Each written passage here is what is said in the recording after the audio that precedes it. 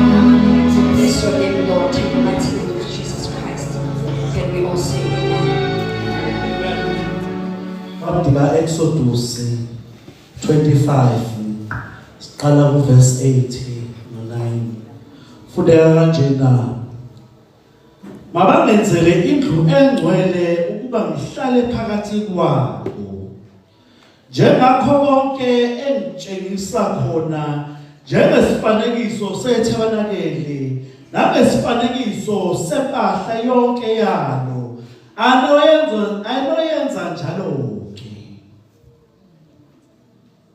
In English, and let them make me a sanctuary that I may dwell among them, according to all that I show you. That is a pattern of the tabernacle and a pattern of all the furnishings, just so you shall make it. It is according to all that I show you. That is a pattern of a tabernacle and the pattern of all the furnishings. They are pina. The pavement. The footing. Yes, somebody here and say, Sipul Sekar. Yes, everyone. So, Mama. Amen. So, it really was a learning. Kamala Musi Pogoshe. I am very young, but I am old in the Lord. I am in my days of my youth. Jesus. And the aim is just to please the Lord in my life. Hallelujah. That's what I aim for. Amen. I'm fully being until shy more. I want to strike the mark. When I throw out a blow, I want to strike a mark in the Lord. Amen. I've not come to you with persuasive words, but I've come in power of the Holy Spirit of the Lord. Amen. Hallelujah. Last from that corner, this is the book of Exodus. This in the Bible, uNkulunkulu lasifunda khona, he had called Moses ukuthi akhuphukele eNtabeni chapter 24. uNkulunkulu ubiza uMoses ukuthi akhuphukele eNtabeni ukuthi azothatha the commands and the teachings ambhalele zona ukuthi ehle nazo ezofundisa abantwana bakwaIsrael.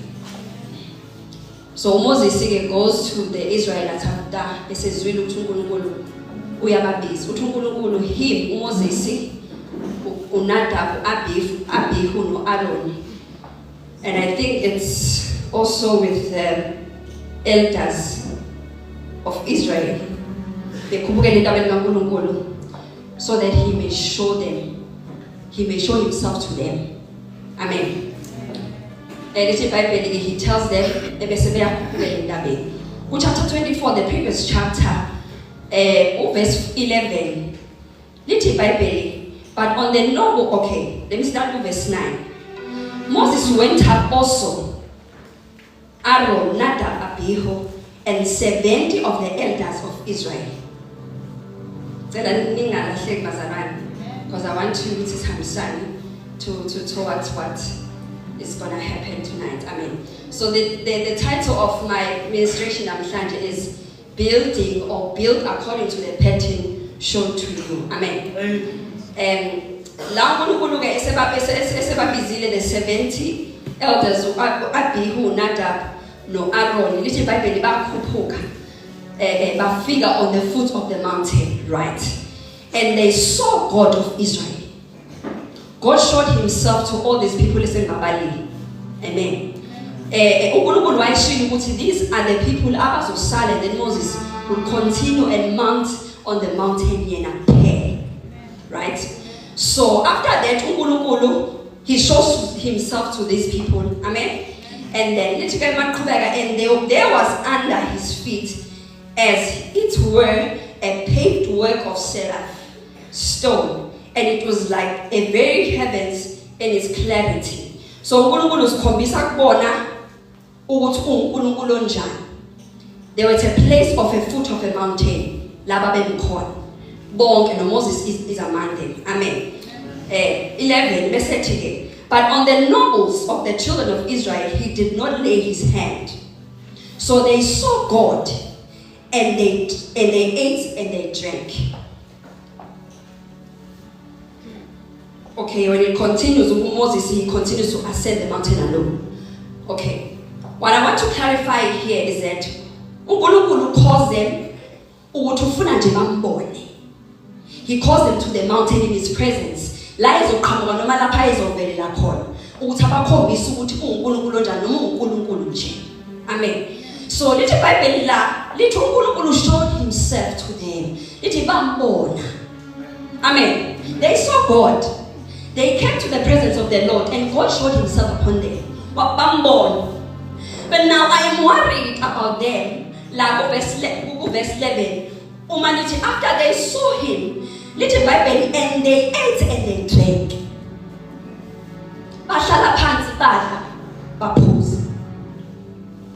They've seen God. They've come to the presence of the Lord. They saw the glory of the Lord. Little like the heavens in its clarity. Little what after 7 morning, uNkulunkulu esebenze nomusa ukuthi ngibone bahlala phansi baphuza. Bahlala phansi. This is the presence of the Lord. I'm sure this was an intense presence. La uNkulunkulu esedecide ukuthi ngibone bantwana bakaIsrael. Kodwa bona after they see God, yesizathe ukuthi bahlale phansi bahle. When you go to 1 Corinthians chapter 10, chapter 10, 1 Corinthians chapter 10, verse 7. Amen. Ngiyathanda ukuthi sivule amavesi afakaze into ethize ukuze bengathi sekuthiwa leya ngane leya legqomo bephinki. Chapter 10, verse 7. It's the people sat down and ate and drank and rose up to play. Okay, this is the book upon the Corinthians.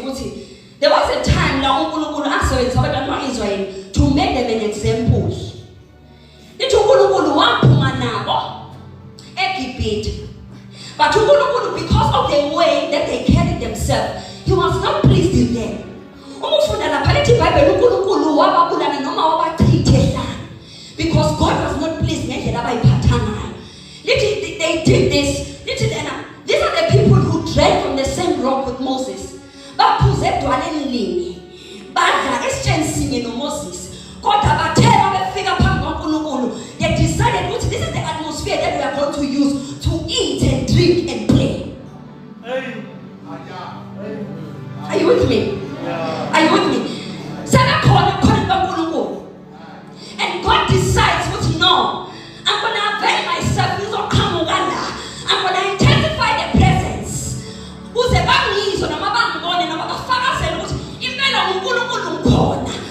when we've seen and tasted that the Lord is good, we decide to rise up and play. Use the atmosphere and this environment, to drink, play, eat, to play this atmosphere, this one.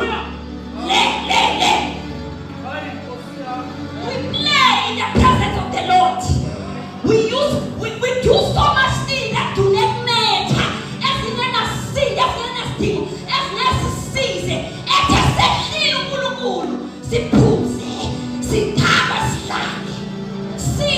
seed, this is the time we should be focusing on God, looking at Him, but we are playing Satan. Yes, Satan. We rise up to play when God is a temporary way. What's for analysis without Simon Kasibulo and Kulugu? When we eat, we play.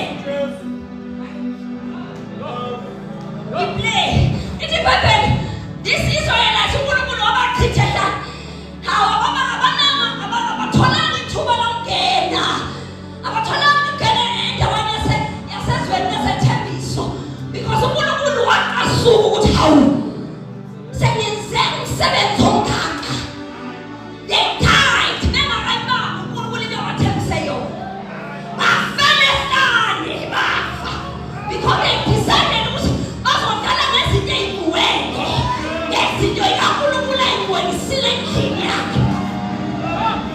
They played. We play. And if we are playing, we should discuss the importance that it has. We are not mindful of the things of as never we are so ignorant.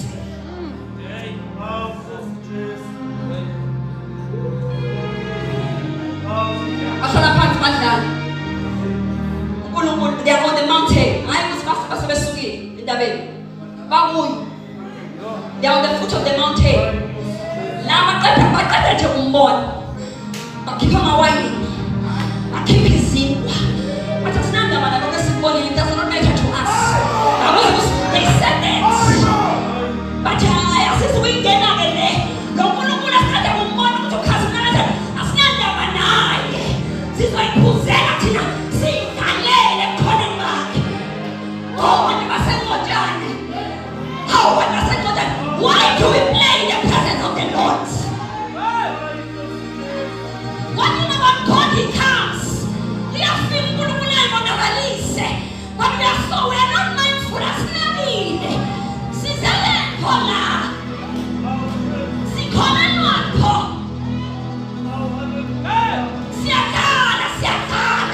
We are drinking and eating.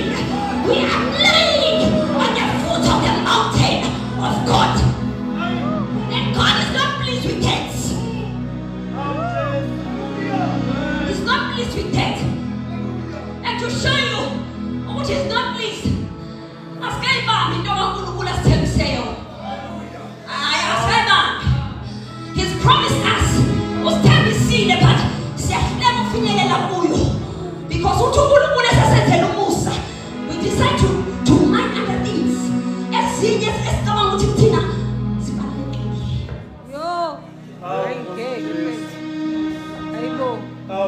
Can you go back to the book of Exodus?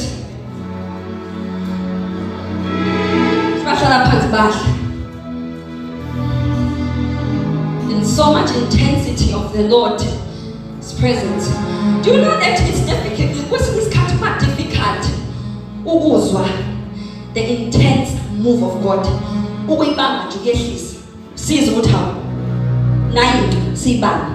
I know but it's very important to let it be tangible. Last week I could tangible.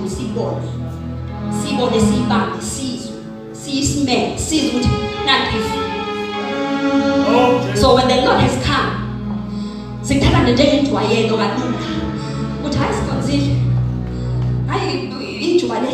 and then verse 12, the Lord said to Moses, come up to me on the mountain and be there.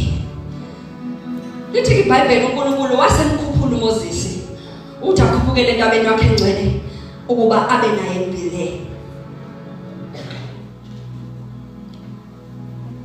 It's very important when the Lord is at wars, Uzi. Because the reason why he's calling you is so that you can work here, in the presence of the Lord, there is building, there is making of the inner man. So when you've come to the presence, because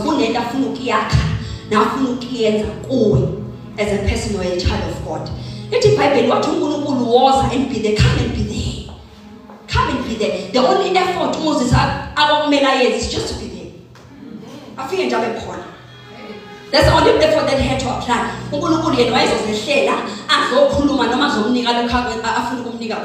only effort ascend.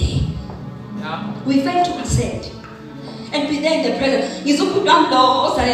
I'm sorry, I forgot to I made sure to attend the service, putting back on.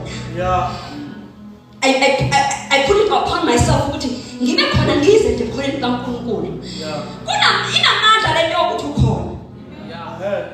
Because you have this cat to put it, to my head of my but there's a moment, layers of Fuga corner, no matter Israel tears, no toss up down a baby. What the over corner that Kulu, one is. But right at the point of its movie, because you were there, you came and ascended. Now, the problem, no man, as I said, get, we fail to ascend because of us goodness in intensify corner back. Goodness in to call. Yes, but if it's not intense, you can go to other domination. Right? Okay, back conservative. When you go to other places, it's because Baba me England, you kept challenging bafika uNkulunkulu bayibamba into yakhe bahlala naye bayibamba ukuthi bekhona ihlale phakathi kwabo. Yeah, we must know ways. Zibaleke ukuthi sizazi indlela zokubamba ukukhona kaNkulunkulu buhlale phakathi kwethu. It's very difficult to minister, to do anything a worship no matter this of the service of the Lord. Umuzi ukuthi ngiyaqandeka. I'm sorry. It's very difficult. So it's important ukuthi abazalwane siyibambe into kaNkulunkulu bethande kube khona. Ithi Bible uNkulunkulu wathi Moses yehla khuphuka, I'm sorry, and be there, and I will give you the tablets of stones and the law of commandments. Sometimes when you come to God, you don't cater, you do not get impulebo zenga if you are praying, if you are fasting. But be rest assured, because as I've said, we have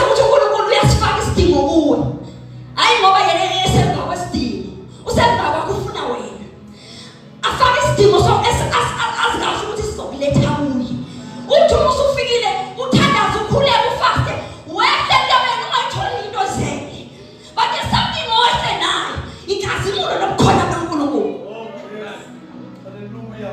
We must be at home with not our prayers being answered. Yes, he answers prayers. We are using Kilabet. But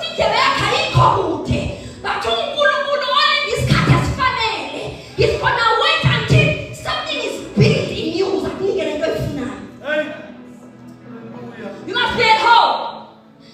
And you not getting it. But it's because come and be there.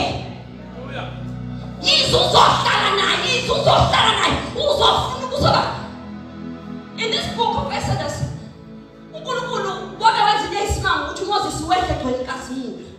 The Bible about Israel actually and should beg. Let me tell you this thing. You don't have to explain much.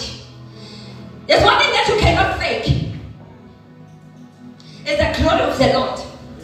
There's one You can fake knowing the power of God. We can fake miracles. We can fake tongues. We can fake everything if we can. But we cannot fake the tangible presence, the glory of God.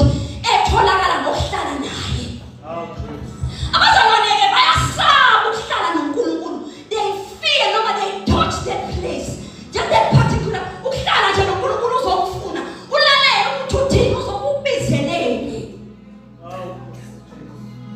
Because sometimes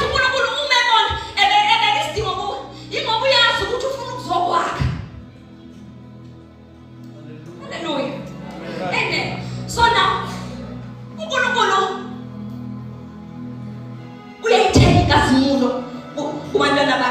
who stays and remains with him in his presence. Amen.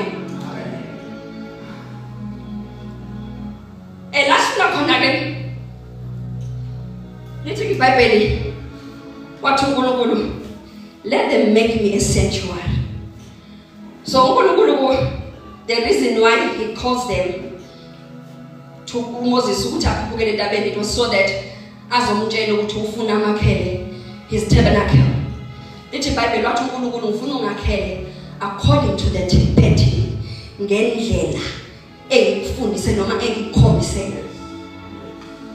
so Moses while he was on the mountain,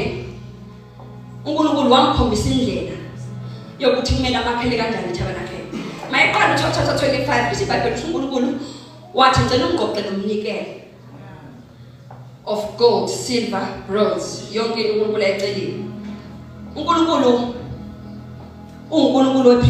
precision. He's very precise about things that he wants in his house.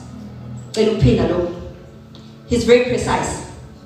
He was careful with even measurements. He was careful with even colors.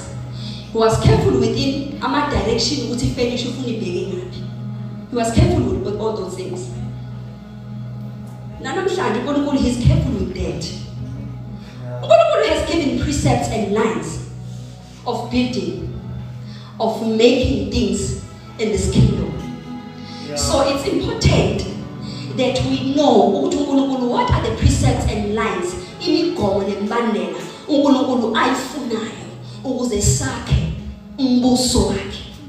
Amen.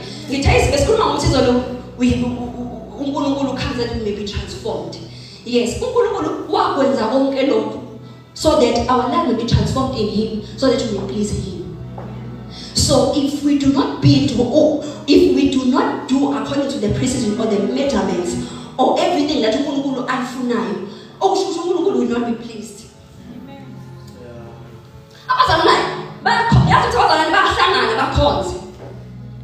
Not being careful, they don't mind not minding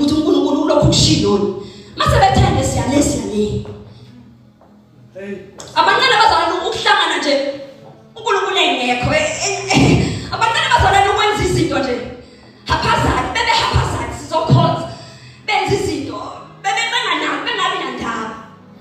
uNkulunkulu is mindful of the way. uNkulunkulu is mindful ukuthi sithela ikhasi ngene ngo-10 ebesozana befikela ngo-10 noma ngo-11. He's a precise ukuthi okay lela bandla lasencotshane lathi ngena ngo-10. Okay, khona bafikayo ngokona phansi, khona bafika ngo-half-past bazoqala umkhuleko. Sanabo bawuqala kabi ngoba bayakonthanda komuntu. Ngosiyami-ke I'm sorry babumama umfundisi nayifikela ngo-11 nakhona ngokuseyezwini. Into esibhaliwe ezulwini ukuthi abamhloniphi uNkulunkulu ngesikhathi. They are not mindful of time. They are not mindful of precision. uNkulunkulu abanike wona as the church. It is namhlanje ithi build according to the pattern shown unto you on the mountain. As the church of God, we are actually building. We are in the process of building. Umbuso kaNkulunkulu. Yingakhetha ukuthi sinamatshe. Amatshe ayasebenziswa ukwakha.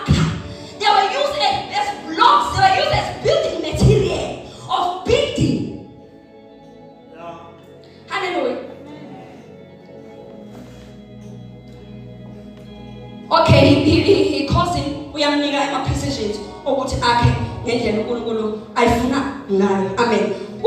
Verse 40, chapter 40, verse 34. Lithi iBhayibheli uNkulunkulu was so faithful ukuthi when he built the tabernacle, uNkulunkulu wayibona ngisana inkazimulo. Yes. Ukuthi uNkulunkulu he has accepted the sanctuary, the tabernacle. uNkulunkulu wabonakala ukuthi ehlisa inkazimulo yakhe. Uthi uNkulunkulu useyamkelile lento esiyakha. Sizobona ukuthi uNkulunkulu ehlisa inkazimulo yakhe. Uthi uNkulunkulu is pleased about the way we worship him like I. Uthi uNkulunkulu is pleased ngempilo yakho, ngendlela ophila ngayo. Sizobona ukuthi uNkulunkulu agcwale kuwe. We're not gonna question ukuthi uyakholwa.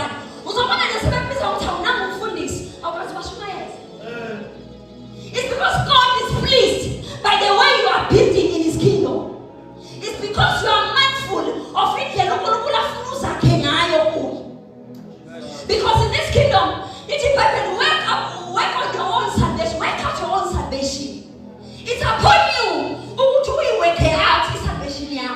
Yes, you have the pastor. Yes, you have prayer partners. God have uwe, uyakhe. Hallelujah. Uwe, une mandate, unomsebenzi wena. Okumele wenze uwedwa, uhlale endlini yakho uwedwa. To build yourself, to work out your own salvation. Oh, Jesus.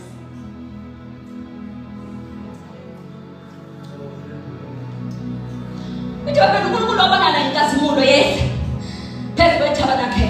iBhayibheli uMoses waze wahluleka ukuthi uzongena ngaphi ngoba ifulani nini laliphezulu kwendawo yongena noma yesango noma yomnyango, ngoba uNkulunkulu wayeselamkelile itabernacle ukuthi impela abanakhe njengoba kufunile.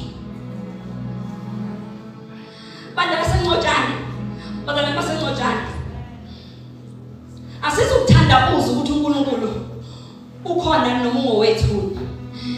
If besizomhlonipha uNkulunkulu ngento ayifunayo, if uNkulunkulu besomhlonipha ngokukholwa, if besizoba serious ngezinto esizenzayo ebandleni, uma sesithe senza ukuthi sibe serious ngakho, because obviously it's the inspiration of the Holy Spirit esinikile ukuthi senze lokho. If we were serious, uNkulunkulu inkazimulo yakho wouldn't doubt it, wouldn't question it.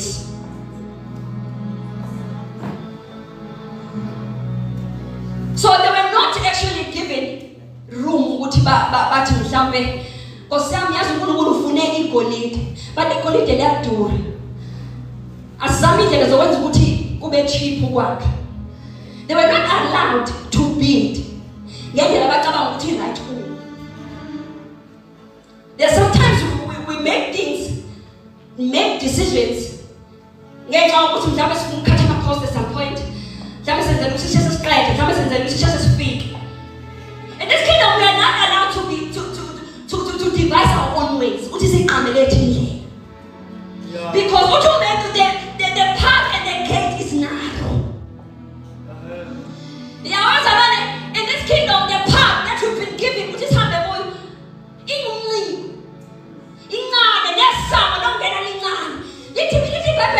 chapter 7, verse 14. Few find that path. Ngoba ingumncane incane nesamo lakhona lincane.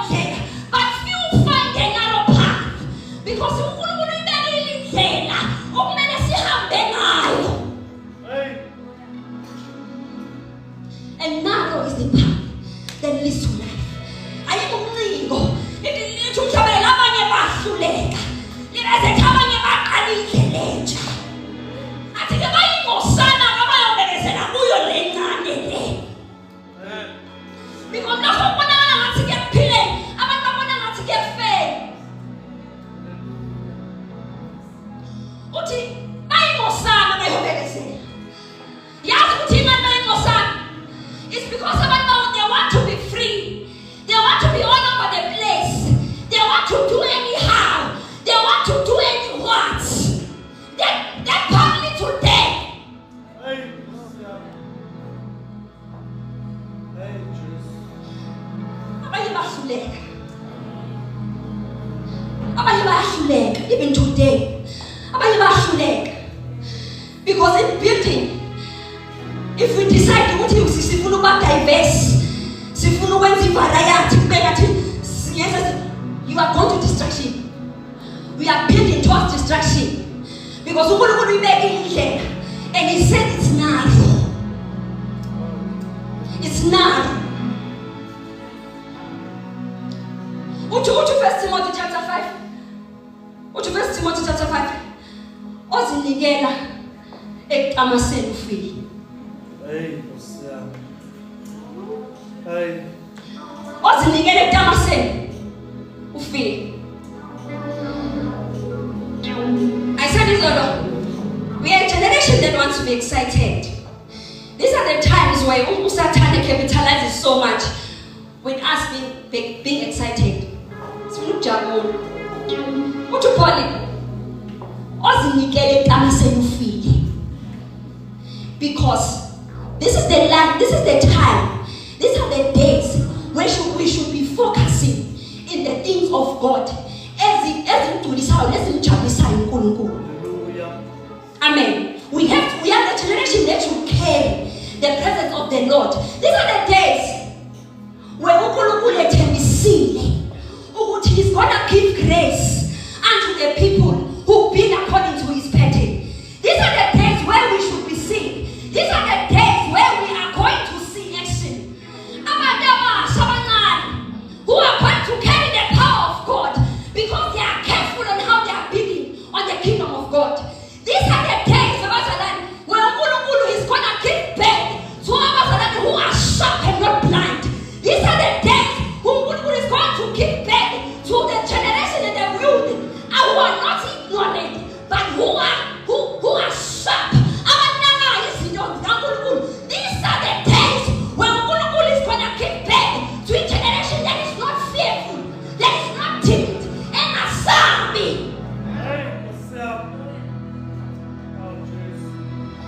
Izukulwane sekusaba, izukulwane esiyasenza isinqumo, sinesinqumo saso, sisimele sihambe ngaso.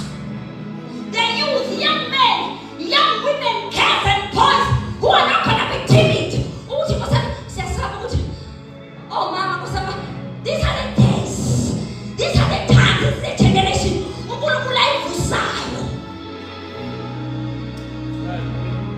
Hallelujah. Hallelujah. When you read Corinthians chapter 6 verse 19 to 20, the Bible, kepha nansi yini uthi mzimba yenu, oh anazi yini ukuthi mzimba yenu ilithempeli likaMoya Ongcwele. Anazi yini ukuthi nemzimba yenu le ilithempeli likaMoya Ongcwele amamkela uNkulunkulu. Bese sithi maqhubeka futhi anisibo amen.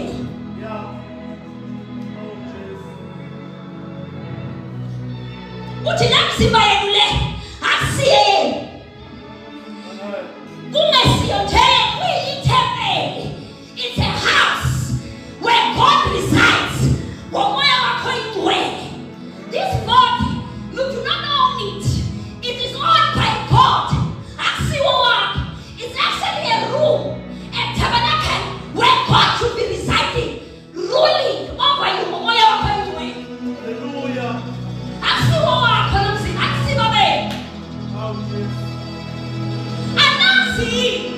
It is like they're forgotten. They think this is just our bodies to do anything.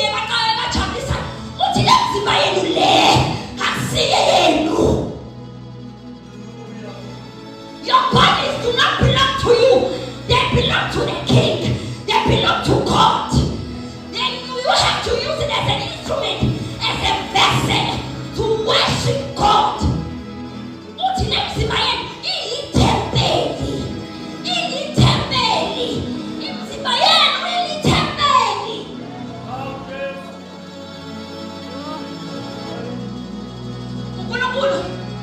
In the days of the Bible,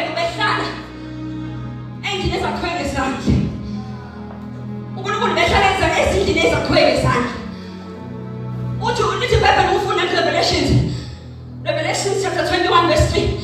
Ithi iBhayibheli uthi uNkulunkulu ithabanekeli lami selibantu. Hawu, the entire Trinity of God. Ubukhona nobujula nesisindo sikaNkulunkulu nenkazimulo yakhe. uNkulunkulu wakhetha ukuthi akusehlala in the four walls. I'm gonna reside upon a man. Ngizawuhlala phezu komuntu manje. Awusiyele msibane. There's a time when you thought, this is my life, my choice, my roots. You are wrong. Not your roots, not your rules, not your choices. Anazi ukuthi msibayani ithebele likamoya ongcwele engamamkela uNkulunkulu. Namamkela nina umoya, hlale sindiswe. But perhaps you forgot that the one when it resides on umzimba obolekiwe. Angisahlala endlini ezakhweni zakhe ukusukela manje izakuhlala kumuntu ngigcwane ngizibonakalise emhlabeni ezweni ebantwini ngihleli kumuntu. Ithi iBhayibheli, if you are willing and obedient niyokuzwa kuhle kwezwe. So uNkulunkulu works on a man and shows himself on a man that is willing and obedient. Build according to the pattern shown unto you. This is a pattern. This one. We've been given a pattern of building, of living. Ask again. I say again. Ask again. One thing about God, He's covered everything pertaining to life. La. He's covered indlela yokwakha la. He's covered indlela yokonfronting la. He's covered frustration ukuthi konfronta yonke uNkulunkulu nendlela yokwenza izinto embusweni wakhe. Yonke indlela uNkulunkulu uyikhandile ukuthi umuntu umena ahambe ngayo pertaining his word. Ngendlela yezwi, building according to the pattern, building according to the pattern, building according to the pattern. We have been given a manual free.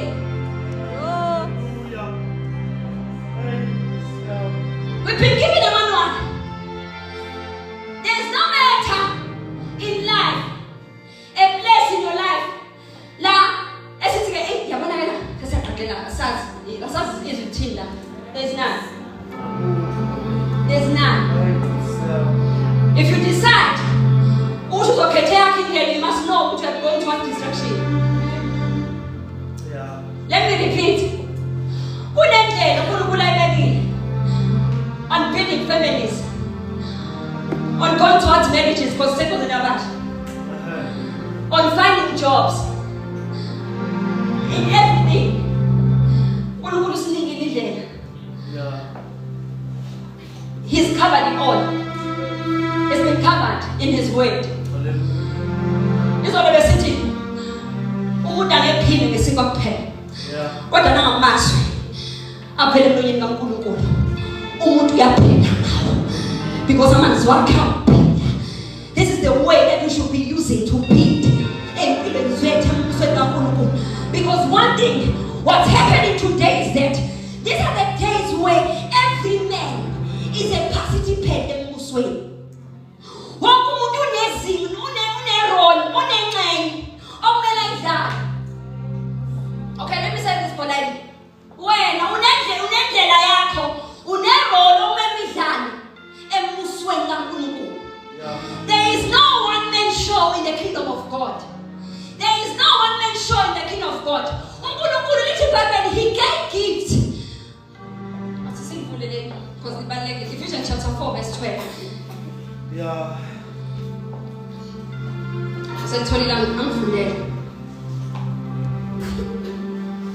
Ephesians chapter 4 verse 12.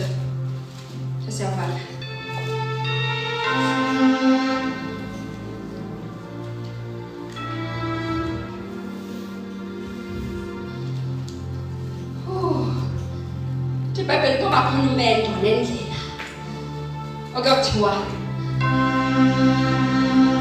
indlela yokungcwele uthi ke ongcolileke ukuhamba ngayo. Yeah, this is the path that God has chosen for the saints. Indlela, the path that leads to life. Over there. Efesu 4 verse 12. Ukuze abangcwele bapheleliswe umsebenzi wokukhonza kwakhiwe umzimba kaKristu. Ngiqale ku11 verse 11. Wena futhi owanika abanye ukuba babe ngabapostoli. Yes. Abanye abaprofeti. Yes. Abanye abavangeli. Yes. Abanye abelusi nabafundisi. Ukuze abangcwele bapheleliswe umsebenzi wokukhonza kwakhiwe umzimba kaKristu. Amen. It tells me so that men may be perfected, so that men may be equipped.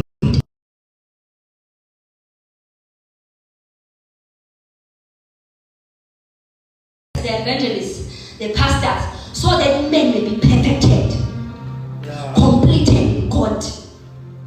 Unezinga, and it means it's a level of being perfect in God. Unezinga, and it means it has perfected a man. Then it tells a man is able to be perfect in God. It is possible for a person who this man is perfect because they've come to a realm or a level where they've been perfected in God. Unkulunkulu gave gifts to the apostles. So let's see people as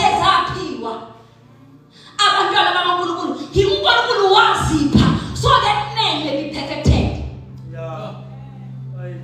So that men may be perfected. So you must be worried if you see men not being perfect.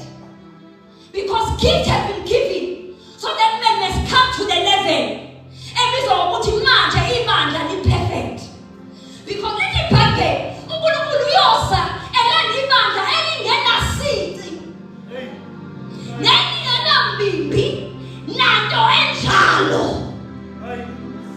So we have to come to that level of taking the things soil so that this is of figure of being completed and being perfect, of being equipped exactly way.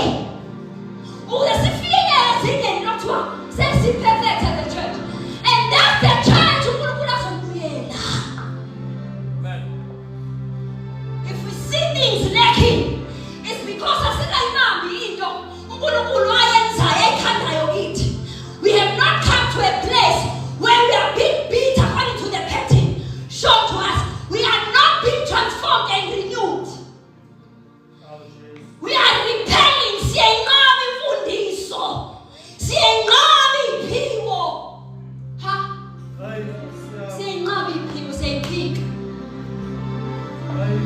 We decide this one, this is we seven Saleka. How are we gonna get to a place of being perfected? What people? This gift, as why Peru Nanezi pure song, bakheke nazo. Bafike zingeni. Ezulitho. Bakheke, ezulisi bakheke. Being equipped in English, being completed, being perfect. So ukusho ukuthi uNkulunkulu wabona ukuthi lezi pure says izonke. Zizokwenza ukuthi abantu bakheke bafike la. Ebese ngithumile indodana yami ukuthi manje ibandla selila elingalilanda khona.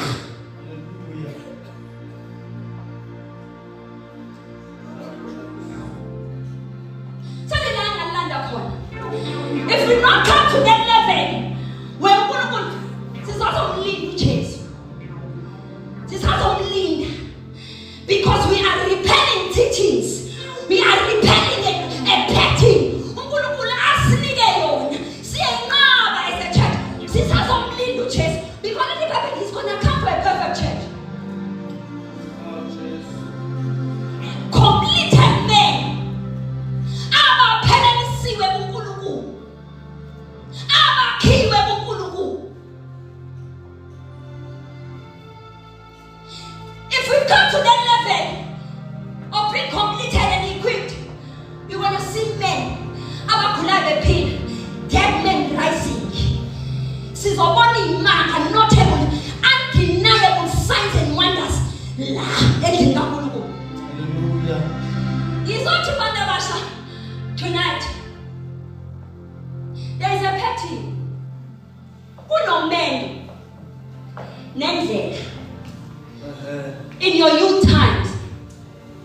that God expects you to walk on it, to walk upon.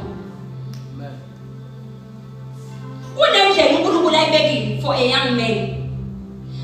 I expect him as a church, ukuthi as our youth, simele ukuhamba kanje.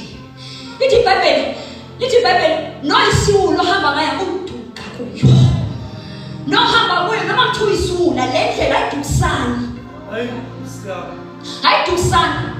My brother here obefakaza ukuthi ngiyazi ukuthi ngicabanga ukuthi mina bengivuthe eqaleni.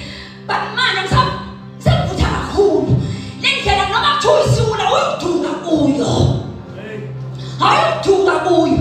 Because one thing that we must strike upon as a church is to be on fire for God. We must be kumele sivuthe emoyeni.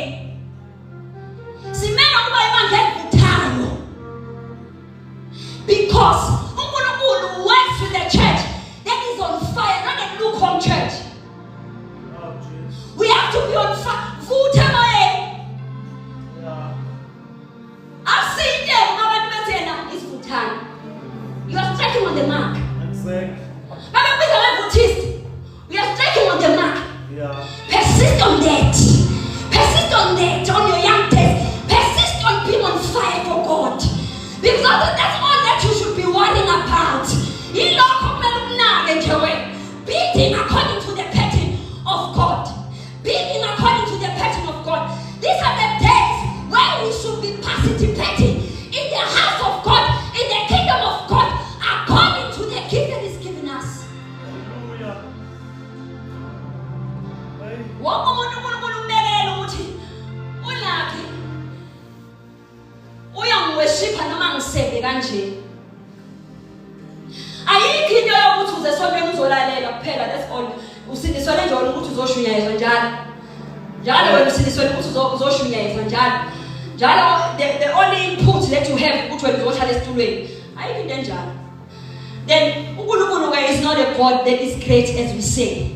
Uthi nje kunomuntu okuthiwa nje usindisela ukuthi nje ufika nje azolalela nje intshumayelo nje. So uNkulunkulu wadecide ukufaka isibelethweni sikama wakho. Wazalela nje ukuthi wena ekhambeni kwami kokukholwa mina nje ngizosami mina ngamahloni. The reason why unamahloni is because you've not come to a perfect standard. You see, when uNkulunkulu ebeka into kuwe, you reach a moment or a stage where usenganakho kwesaba kuwe, because then you iyasisa ngaphakathi. Unalento ukuthi I want to serve God in this place. Lento yenziwa ukuthi you are staying in the presence of God, allow Him to minister upon you. There's nothing ukuthi wena yikho kumele uparticipate ngayo ebandleni. It's a lie. There is something uNkulunkulu ayibekile kuwe okumele uyenze. He gave gifts to our people so that the men may be equipped.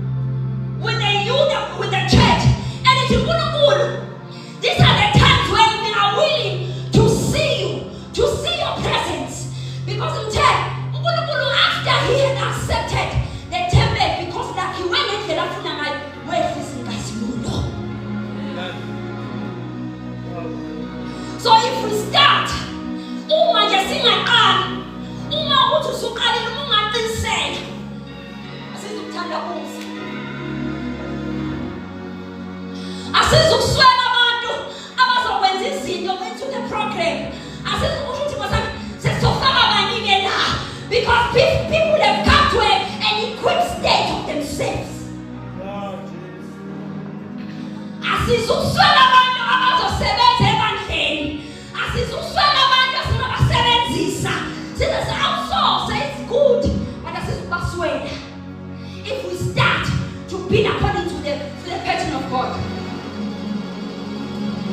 In my heart, there is a concern about Ondanga. There's a concern. I don't know if it's a burden placed by the Holy Spirit. You know, but these are the days the system and the sound which is named because we say we are young. God, this is the time where Ulu uses a person because they are still strong. These are the times Ulu and when I was in Fumena Utangeni Nakun, as 7 Segakun. We are praying. Can you stand up?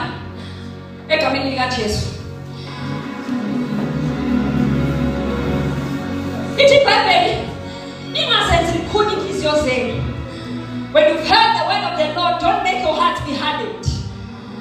Because when the word of the Lord has been spoken, it is so that it may usher people. So that they may be perfected. So that they may be built.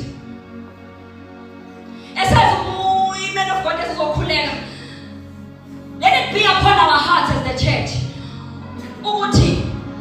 Sinendlela okumele sakhe ngayo. Sinendlela okumele senze ngayo. Sinendlela okumele sidumise ngayo uNkulunkulu serving as the church. And it should be according to him.